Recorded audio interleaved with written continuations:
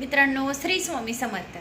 तर मित्रांनो, 29 एप्रिल या दिवशी बुधवार प्रदोष आहे. तर सर्वांनी प्रदोष कालमध्ये हा एक उपाय नक्की करायचा. तर उपाय काय आहे?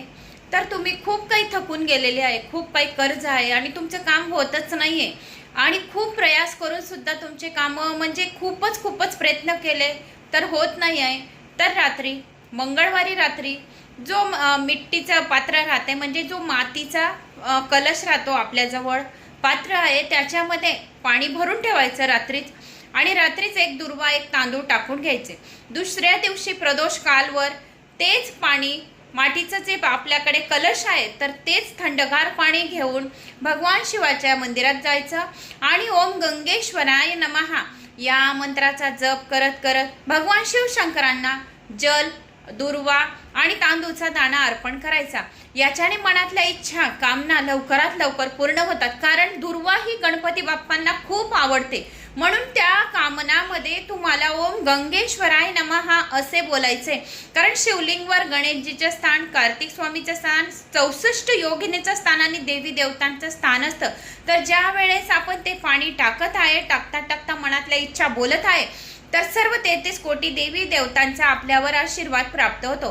दुसरा उपाय, एक बेलपत्र नाही तर 5 बेलपत्र घ्यायची, एक शमीपत्र, त्यामध्ये थोडेसे मूगचे दाणे आणि थोडा गुळ भगवान शिवशंकरांना ते संपूर्ण अर्पण करायचं. ओम नमः शिवाय या मंत्राचा जप करत करत अर्पण करावे आणि नंतर संपूर्ण मूग, बेलपत्र, शमीपत्र, गुळ अशोक सुंदरी जवळ ठेवून हात ठेवून आपल्या मनातल्या इच्छा कामना बोलायच्या. याच्याने तुम्हाला 2 या 3 प्रदोष करणार तुम्ही तर कोणतेही कठीण काम तुमचे लवकरात लवकर होईल.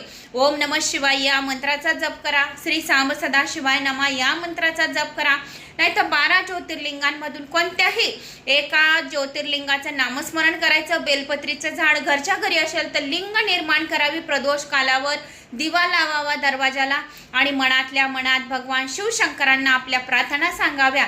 याच्याने लवकरात लवकर आपले कार्य पूर्ण होण्यास मदत होते.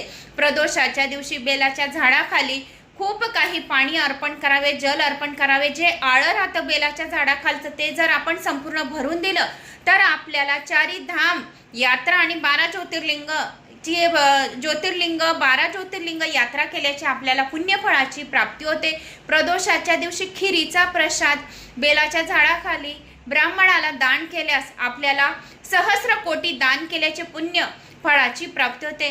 तर असे काही छोटे छोटे उपाय आहेत तर प्रदोषाच्या दिवशी तुम्हाला करायचे आहेत. आवडल्यास लाईक शेअर सबस्क्राईब करा. जय श्री महाकाल.